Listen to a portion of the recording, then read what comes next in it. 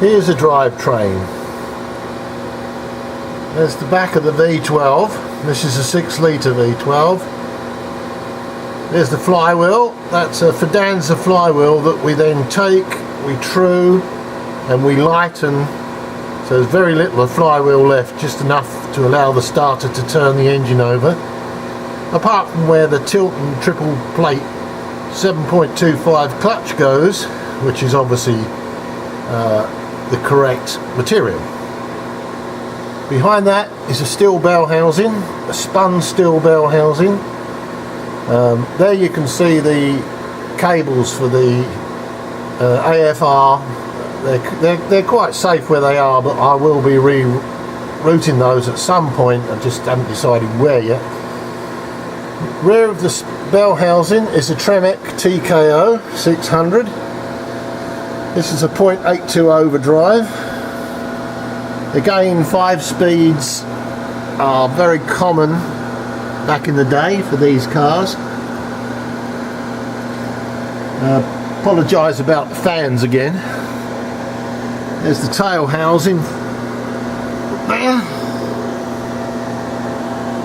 And back here, this arrived last week, is a QA1 drive shaft. Was a little bit expensive, but reduces the weight no end. Let me try and get, well, there you are, QA1. Carbon fibre, aircraft aluminium.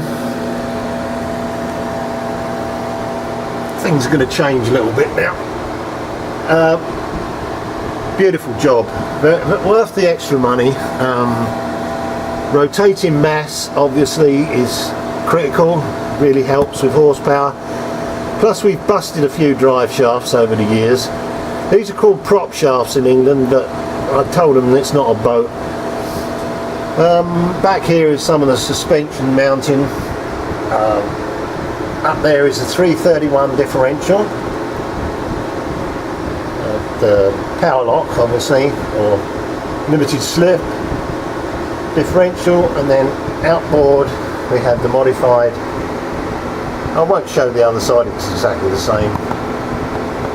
Modified lower arm, SPAX adjustable shock absorbers, and then as you can see the outboard discs.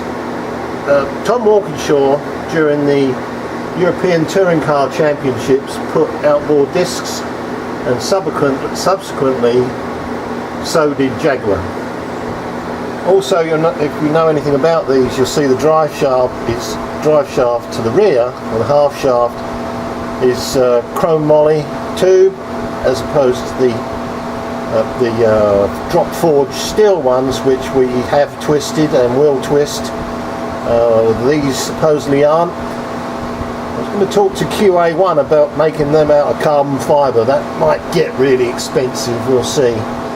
But that's basically the drivetrain. All the way back again.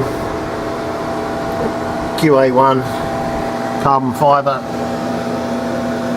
Again, I apologise for the sound of the fans, but it's really hot. Yesterday I was doing something and it registered 50 degrees in here. Well, next time you see me, I'll be starting this up. I've loaded everything in there, I've set the throttle bodies, so we'll see how that goes.